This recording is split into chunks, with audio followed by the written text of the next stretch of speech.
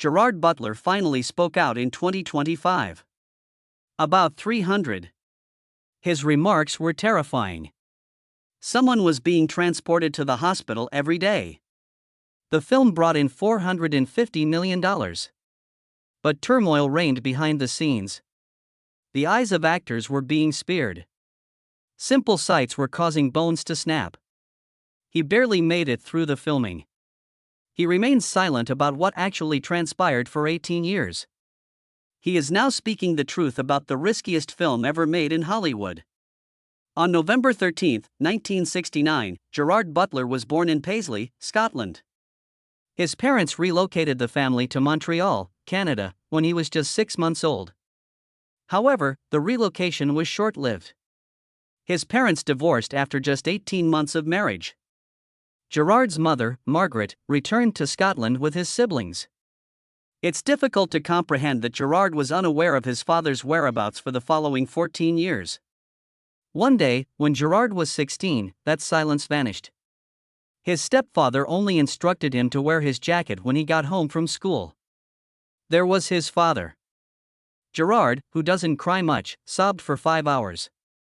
Summers spent in Toronto and even a trip to Jamaica with his father, who had previously been a mystery, were made possible by that moment. Gerard was a standout at school. In addition to being intelligent, he was also popular and motivated. He rose to the position of head boy, the highest student position at St. Mary's and St. Margaret's high schools. He then proceeded to study law at the University of Glasgow. It was among the nation's top law schools. Although he later acknowledged that he had sort of negotiated his way into the post, he not only concentrated on his studies while there but also rose to the position of president of the Law Society. However, he was well liked. He was vivacious, charismatic, and self-assured. Everyone thought he would succeed as a lawyer. However, Gerard had a significant secret. At night, Gerard was singing in the rock band Speed, while his peers were buried in their textbooks. Despite his lack of professional training, he sang passionately. He performed covers of Jimi Hendrix, Eric Clapton, and The Doors. He studied legal theory during the day. He played in packed clubs at night in search of an adrenaline rush that books were unable to provide. These late hours were the first indication that law was not his actual vocation, even if he was unaware of it at the time. It existed in performance, vigor, and unadulterated passion. Then came the turning point in the story. At the age of 27, he was a trainee attorney at an Edinburgh legal firm. He went to the Edinburgh Festival and overindulged in alcohol just 1 week prior to qualifying. He was immediately sacked by the law company. It was all gone 7 days before he could complete what he had spent years building. However, he might have been spared death in that agonizing time. Gerard subsequently stated that he didn't believe he would have lived if he had remained in law. His drinking had gotten out of control. He drank till his memory of what he had done faded. He acknowledged that he was headed towards self-destruction. Following the dismissal, he moved to London and fully stopped drinking. After arriving in London, reality set in. Whatever work he could find, he had to take it. He dealt with impolite patrons while waiting tables. He was a telemarketer, phoning and pleading with strangers to purchase items they didn't want. However, selling toys on the street was the most peculiar employment of all. In the hopes that their parents would purchase, he demonstrated how children use toys while standing at market stalls. He was barely making it. He went from being on the verge of becoming a lawyer to working odd jobs and barely making ends meet. Even though it was gloomy and exhausting, he persisted. Although every job felt like a dead end, he was growing tougher as a result.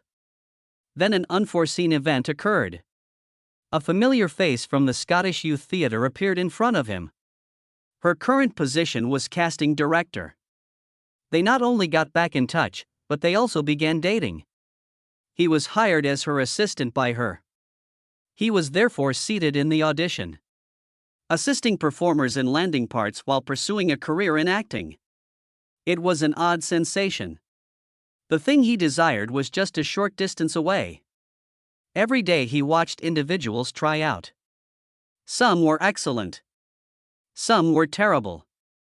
He had an intimate look at the entire process. And he thought, that could be me, each time he distributed a screenplay or set up a meeting. It was him in the end. She once accompanied him to a Steven Berkoff-directed audition for the Shakespeare play Coriolanus. Some claim she set it up.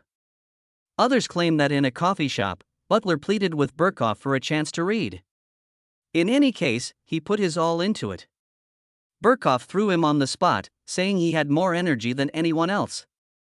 Ended up in the ensemble in one version. He was chosen to play the lead in the other. However, one thing unites the two versions. This was the turning point in his life. From distributing scripts, he became the production star. He was 27 years old. It was his very first acting role. He claimed that after receiving the part, he felt as like something inside of him had finally clicked and that it was the happiest moment of his life as he walked home. He got a small part in the movie Mrs. Brown in 1997. Originally intended to be a low-key BBC television project, Miramax acquired it and made it available to a global audience. It ultimately brought in $13.2 million and catapulted Judi Dench to the top of the awards season. Despite having a small role, the movie brought him to Cannes. He had never seen the world's attention before. Butler was given a small part in Tomorrow Never Died that same year. His brief appearance on screen was as a lineless crewman. However, that second was crucial. The fourth biggest film of 1997, the Bond movie made $339 million. It lost the top spot at the box office since it opened on the same day as Titanic. Nevertheless, Butler had a personal glimpse of the production of high-budget movies while working on that set. He was taking in as much information as he could. His first true leading part was in Dracula 2000, even though no one was familiar with his name at the time. It appeared to be a significant break. Expectations were high and the budget was $54 million. However, the film failed. Only generated $47 million and failed to recoup its expenses. But Butler made an impression. Despite wearing vampire makeup, his Scottish accent was audible. Rather than detracting from the part, it gave his Dracula a new, unvarnished, and authentic sense. He demonstrated his ability to physically change himself by bulking up for the role. Anything that would come to define his action roles in the future. He starred in the miniseries Attila shortly after. It lasted almost 3 hours and allowed Butler to display more than simply strength or fear. He portrayed a mythical warrior in dramatic battle scenes. His ability to tackle larger roles was demonstrated to Hollywood by the production. When he turned 30, everything changed. He relocated to Los Angeles at that time. On November 13, 1969, he was born. Thus, he made the leap in late 1999. Had no funds, no fallback, and nothing planned. He had worked in call centers, waited tables, and even displayed toys at fairs in London. He later acknowledged that his initial goal was simply to get famous, but he came at the perfect moment. Strong, dramatic actors who didn't look like your average movie star were what Hollywood was looking for. Appropriate at the time. He got 4 big jobs in a year after relocating. In Dracula 2000, he appeared. Croft, Lara. The Phantom of the Opera, Dear Frankie, The Cradle of Life, and Tomb Raider. For someone who had just worked in theater a few years before, it was a quick ascent. The only thing studios wanted to see was that Butler could direct a film, even though Dracula 2000 had a poor box office performance. In 2003, Gerard Butler was in a situation that may have been disastrous while filming Lara Croft, Tomb Raider, and The Cradle of Life. He was practicing an action scenario while hanging upside down, when a prop gun had to be fired. The issue was that he had no control over the direction of the rifle. He fired without thinking. Angelina Jolie's face was almost spared by one of the gunshots. He acknowledged years later that everything could have gone very badly. Insane, he said. Things can still go wrong even with all the safety precautions in place. Many people were reminded by that incident of the potential dangers of movie sets, particularly in light of recent prop gun disasters. Took an unexpected leap a year later. In The Phantom of the Opera, he played the role of the Phantom. he wasn't meant to be the one. Hugh Jackman was originally requested by the studio, but he was also shooting on Van Helsing, so Joel Schumacher, the director, went elsewhere. Some click Butler wasn't a skilled vocalist, and he had seen Butler in Dracula 2000. Even Andrew Lloyd Webber was impressed when he sang the song of the night for the first time. He had previously only performed with a rock band, but he trained hard and surprised everyone. The film made over $154 million worldwide, received 3 Oscar nominations, 3 Golden Globe nominations, and Butler was nominated for a Satellite Award. Rotten Tomatoes gave it a low rating of 33%, but the general public disagreed, with over 250,000 people giving it an 84% rating on the popcorn meter. Later, Webber described the movie as an exceptionally good adaptation of the theatrical production. Butler displayed a different side of himself in the same year. In the little Scottish drama Dear Frankie, he had a subtle, poignant part. He portrayed a stranger posing as the long-lost father of a deaf youngster. In stark contrast to his previous appearances, the picture was calm and delicate. He didn't engage in combat. He didn't yell. He just shared stories about soccer and books about the water with a young youngster. The mother was portrayed by Emily Mortimer. Despite being unglamorous, the movie made an impression on viewers. In the end, Butler's character demonstrates his genuine concern by returning the money he was paid. He demonstrated that he was capable of more than just action or horror by winning the Capri Breakout Actor Award. With more than 23,000 votes, the movie received a 7.7 out of 10 on IMDb. Butler's ascent was not unexpected. He took on 2 crucial roles in 2000 that put him on the correct track. He portrayed Attila the Hun in the miniseries Attila. Despite their initial desire for someone more well-known, producers kept returning to Butler.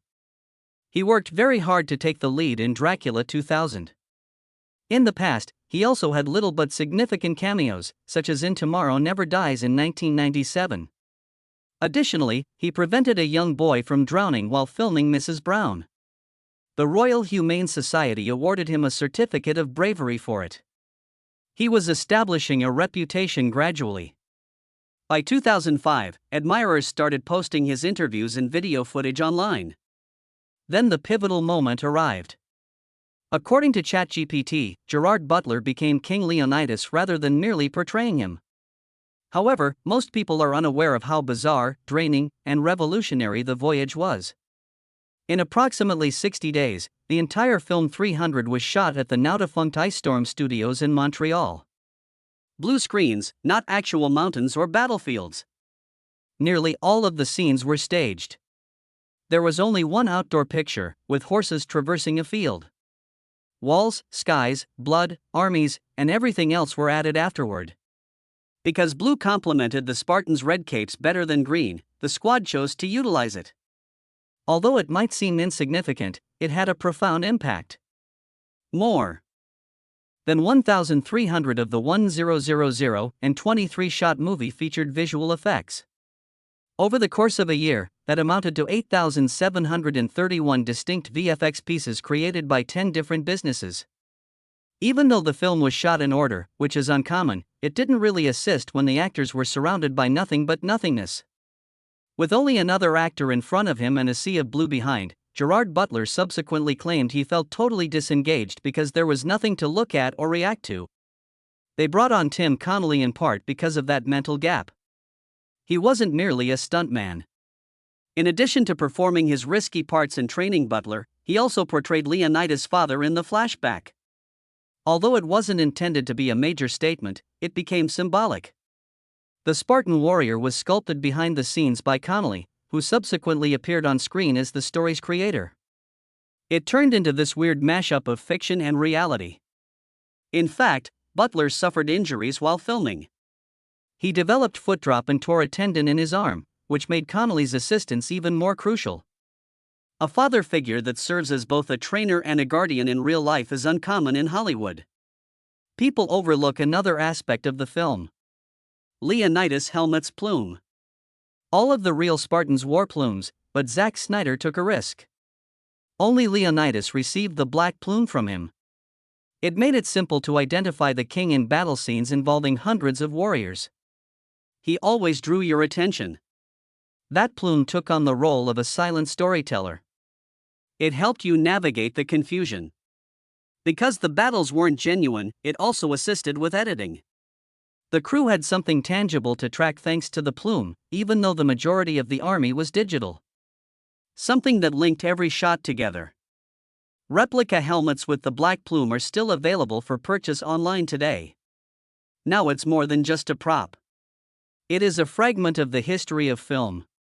It wasn't your average Hollywood trainer that gave Gerard Butler the workout that made him into King Leonidas.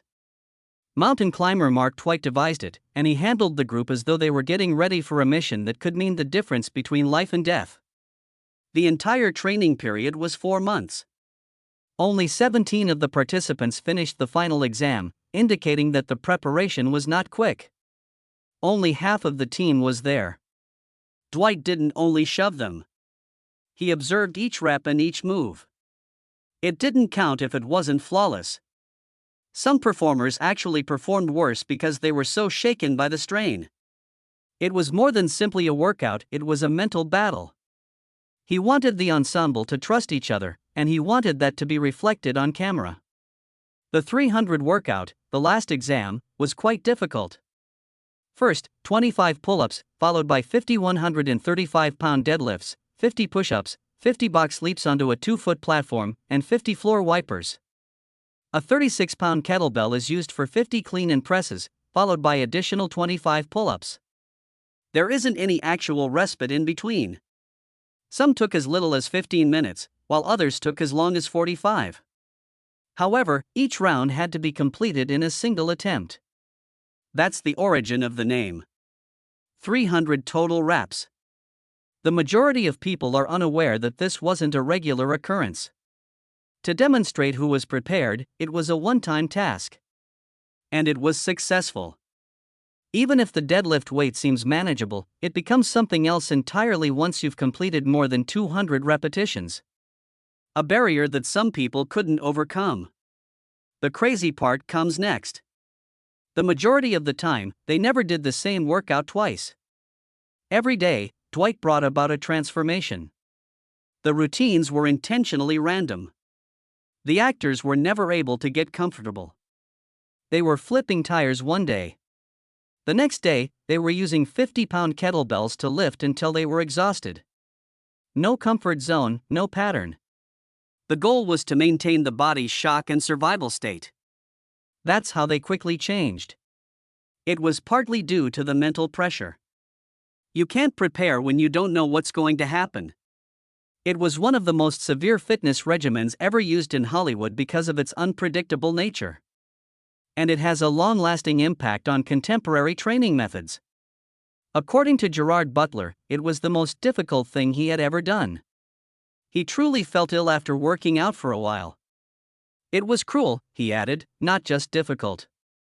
Even though the emotional part was as awful as the physical, it altered him in some way. He once claimed that every sweat drop and every repetition lingered in his eyes for a long time. He felt like a lion when he eventually put on the Spartan gear. Not a phony actor. He thought so. That change was genuine. Some performers appeared like warriors after starting out 40 pounds overweight. Every day, they recorded scores. It turned into a contest. Zack Snyder, the filmmaker, even participated. To test himself against the same pain, he trained every morning at 8:30 before anyone else arrived. Then, in January 2025, Butler made a shocking statement. Remember that every day someone was being taken to the hospital, he told People magazine while promoting Den of Thieves 2. It wasn't a joke. He meant it.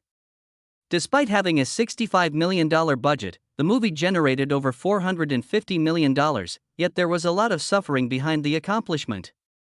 He discussed how the set frequently felt like a battleground with co-star O'Shea Jackson Jr. in that same interview. The cast suffered greatly, yet it was not visible in the polished finished result. Butler recalled the wounds as if they were a war reports list.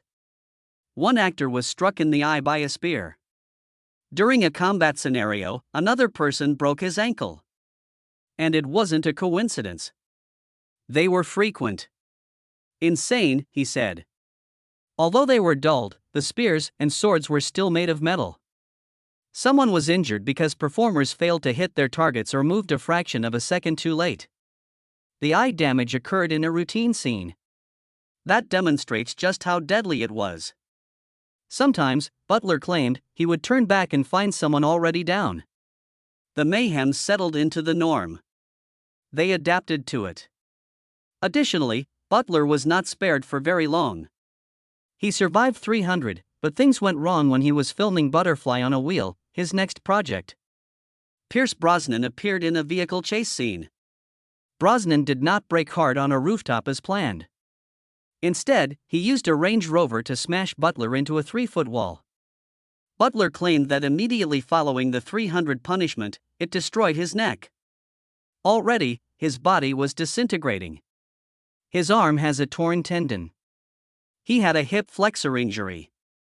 One limb even experienced nerve damage. Everything was made worse by the crash. He is still impacted by those injuries today. Additionally, it's an obvious illustration of the difficulties performers have when they switch between action roles without any downtime. Even more unexpected is the blood, the fake, not the real kind. The production required only approximately 2 gallons of artificial blood, although you would assume 300 used buckets. That's all. The gore was almost entirely digital. The wounds, sprays, and blood splashes were all added later using computers. Therefore, there was hardly any fake blood utilized during production, even when performers were suffering real injuries on set. It is somewhat ironic. The gore was phony, but the injuries were real. Being another action hero was not what Gerard Butler desired. With almost $456 million at the box office in 2007, 300 gave him the opportunity to portray tough characters for the rest of his career. Instead, he took an unexpected action. He starred in PS a few months later. On a $30 million budget, the romance drama I Love You earned $156 million worldwide. Hollywood was in disbelief. He wanted to show that he was more than just a swordsman, but most people assumed he would only engage in slow-motion combat and gruesome confrontations. He therefore continued to change things up. The Phantom of the Opera was one of the musicals he had previously performed in. After that, there were filthy comedies like The Ugly Truth, which made over $200 million. He continued to be pulled back into action by the industry, though. He made a comeback with the Has Fallen series, which brought in over $500 million on its own. He never truly shed the title of action hero, according to critics. Butler had, however, made his point. He could be the leader of nearly any genre and maintain audience interest. However, things did not go as planned. On the PS I Love You set, a moment of humor turned perilous. Had to crawl approach Hilary Swank while dancing about in boxers and suspenders. It was meant to be humorous. He continued to film the scene for a day and a half. Then, however, one of the metal clips violently broke off. Swank was severely injured as it flew directly into her forehead. The wound was deep enough to reveal the teeth of the clip. She needed to be sent to the hospital immediately. In a matter of seconds, the set was cleared. Butler sobbed by himself while still in his undies, scared that he had harmed his co-star. Swank's recuperation caused production to halt, further delaying the $30 million movie. In spite of such incidents, Butler's career flourished. Globally, his films have earned $3.25 billion. This places him ahead of celebrities like Tobey Maguire, Jamie Foxx, and Tom Hardy. He has made $1.9 billion at the box office in the United States alone. It rises to $2.9 billion when you include the figures from other countries. It's obvious that his appeal extends well beyond America. Acting was not all he did. Turned into a producer as well. He contributed to the creation of The Law-Abiding Citizen and a number of Has Fallen movies, which increased his financial and political power. His intuition was correct. Of Thieves made enough money to start a chain. On a budget of $40 million, the second movie earned nearly $50 million. Even if his initiatives don't always win over reviewers, they usually turn a profit. Animation was one of his most surprising victories. Butler provided the voice of Stoic the Vast in the 2010 film How to Train Your Dragon. He gained new fans, children, and relatives as a result of the $494.8 million movie. He played the part in all 3 movies. Then, in 2025, despite the studio's initial desire for a more well-known actor, he joined the live-action version. He was not replaced by the director. It was a wise decision. With $519.1 million, the remake became his highest-grossing movie ever. Butler's stoicism belied his ability to be both tender and furious, particularly when he was with his on-screen son. Mason Thames plays the role. His life off-screen, however, has been equally intense. Butler lost control when he was in his 20s and living in Venice Beach with a bunch of strong drinkers. He drank until he lost consciousness. Although most people believe he stopped drinking in 2011, he claims it seemed like he was on a death wish and that he stopped more than 20 years ago. That is untrue. The events of 2012 were different. He went to the Betty Ford Clinic that year to get medications, not alcohol. After a severe accident in 300, the addiction began. After a surfing accident in December 2011, things worsened. Butler was struck by enormous waves at a renowned surf location in Northern California while filming Chasing Mavericks. He barely made it after being thrown onto rocks and dragged underwater. Jet skis hauled him out, and he was sent to Stanford Medical Center. He resorted to taking potent prescription medications since the agony was so severe.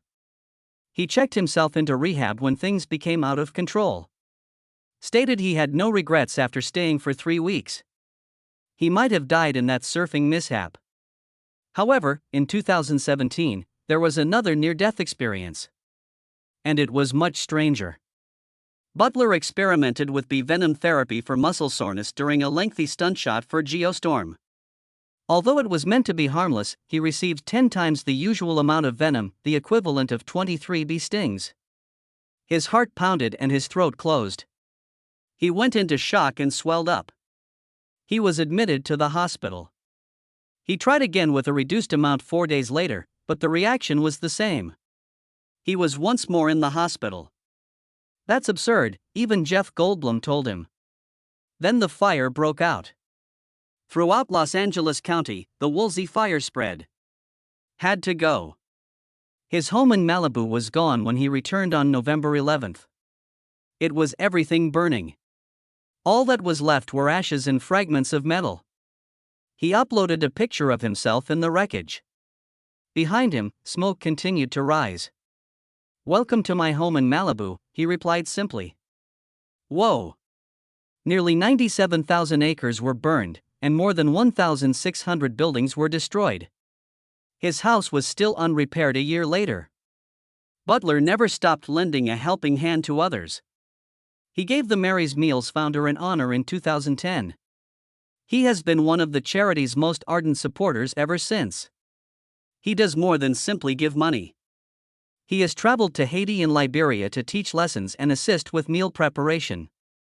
2 million youngsters in 19 countries are fed by the organization every school day.